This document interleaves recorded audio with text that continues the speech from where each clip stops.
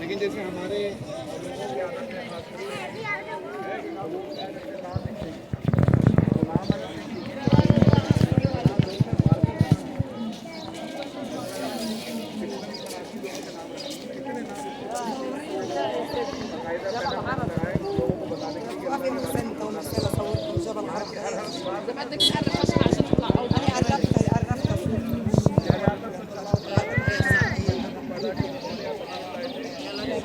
پہاڑ کے اوپر نہیں چڑھے تھے، حضور نے پہاڑ کے دامن میں اپنی اونٹنی پہ کھڑے ہو کے خطبہ حجۃ الوداع دیا۔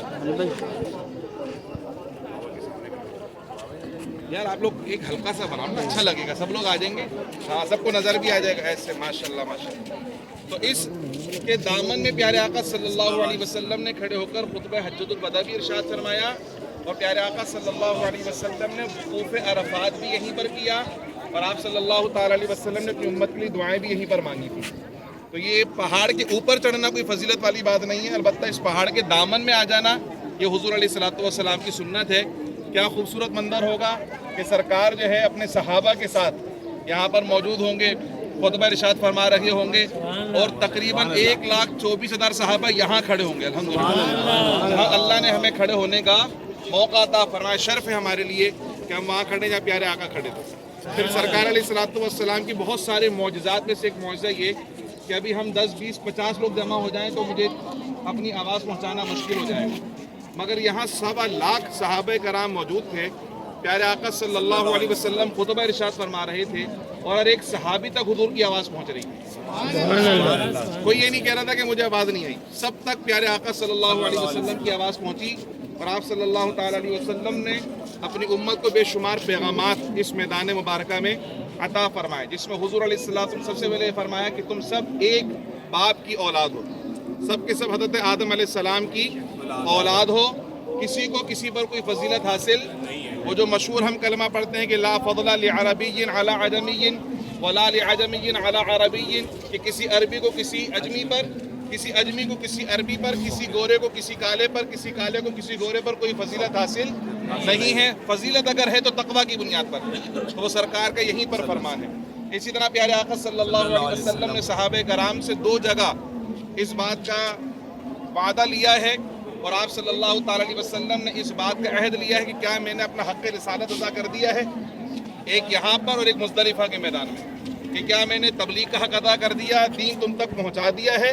تو صحابہ کرام نے بیک زبان ہو کر کہا یا رسول اللہ صلی اللہ علیہ وسلم، آپ نے حق تبلیغ بہت عمدہ طریقے سے ادا کر دیا، اللہ کا پورا دین ہم تک پہنچا دیا ہے۔ تو پھر سرکار نے صحابہ کی ڈیوٹی لگائی، فرمایا کہ فَلْيُبَلِّغِ الشَّاهِدُ الْغَائِبُ، جو آج موجود ہیں اب وہ یہ باتیں ان تک پہنچائیں جو موجود نہیں ہیں۔ سبحان اللہ۔ تو جس صحابی رسول کا جدھر منہ ہے، جب حج مکمل ہوا تو حضرت تبلیغ کے لیے چلے گئے، تو آج الحمدللہ ہمارے علاقوں تو پوری دنیا میں جو تبلیغ ہوئی ہے وہ حضور کے اس فرمان کا منہ بولتا ثبوت ہے کہ جو حاضر ہیں وہ ان تک پہنچا دیں، جو حاضر نہیں ہیں۔ ہماری یہ باتیں بھی اس کا ثبوت ہیں کہ 1450 سال پہلے سرکار نے جو فرمایا تھا اس وقت ہم موجود نہیں تھے، مگر یہ باتیں ہم تک پہنچی اور ہم اپنے دوسروں تک پہنچا رہے ہیں۔ ہمارے آقا کا بہت بڑا معجزہ ہے کہ سرکار کے فرامین قیامت تک لوگوں تک پہنچتے رہیں گے۔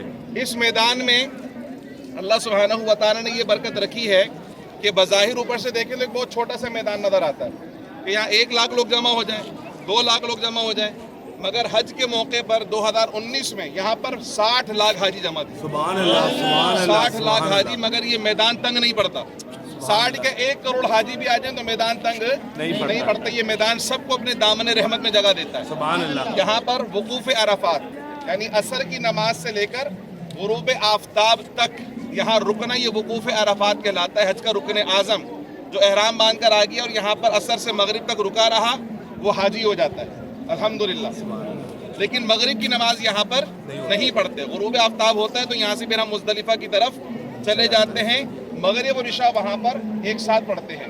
یہاں پر ویسے ظہر اور عصر ایک ساتھ پڑھائی جاتی ہے، لیکن احناف کے نزدیک ظہر اپنے وقت میں پڑھی جائے گی اور عصر اپنے وقت میں پڑھی جائے گی۔ تو حضور نے بھی جو 2 نمازیں جمع کی تھیں تو وہ حکماً جمع کی تھی، یعنی ظہر کا آخری وقت تھا اور عصر کا ابتدائی وقت تھا، تو حضور نے اس طرح یہاں نمازیں ادا کی تھی۔ المونیم میں جو فریم نظر آ رہے تھے وہاں پر بھی حاجیوں کے خیمے لگتے ہیں، وہاں تک حاجی اسٹے کر رہے ہوتے ہیں، یہاں پر بھی چڑھے ہوئے ہوتے ہیں، بہت سر پورے میدان میں حاجی ماشاءاللہ नज़र आ रहे होते हैं। सरकार अलैहिस्सलाम का फरमान है कि अल्लाह ने मुझसे ये वादा लिया कि जो मेरा उम्मती मैदान अरफात में जमा होगा और हुकूक अरफात करेगा, जितने हुकूकुल्लाह के गुनाह वो सारे अल्लाह पाक माफ़ फरमा देगा। सुभान अल्लाह, सुभान अल्लाह। तो सरकार ने दुआ मांगी हुकूकुल इबाद, अल्लाह ने फरमाया हक़ुल्लाह माफ़ होगा, हुकूकुल इबाद माफ़ नहीं होगा।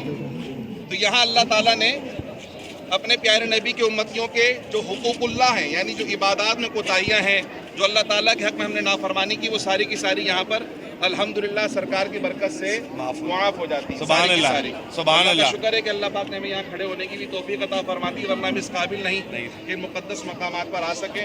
अल्लाह ने यहाँ बुलाया है तो हमें यकीन कामिल है कि इसलिए बुलाया कि हमें नवाजे, हमें अता करे।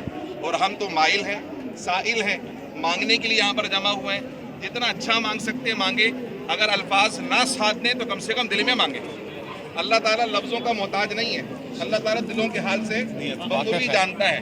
इसी तरह किसी को बोलने की जरूरत नहीं कि तुम दुआ करो मेरे लिए, खुद दुआ करें अपने लिए, खुद दुआ करें, दिल ही दिल में मांगे, जो मांग सकते हैं मांगे। और फिर उनको भी ना भूलें जिन्होंने दुआ के तोहफे आपको लेकर भेजा, जिनकी अमानत है आपके पास है कि हमारे लिए दुआ करना, तो उनके लिए भी दुआ करें। हम सब यहाँ पर मौजूद हैं, हमारे मुर्शिदी की मैयत में हमारे लिए बड़ा एजाज़ है, अल्लाह पाक का बड़ा करम है। मैं अर्ज़ करूँगा कुछ दुआ के जुमले और कुछ हमारे लिए मालूमात आप इरशाद फरमाते हैं आज के हवाले से।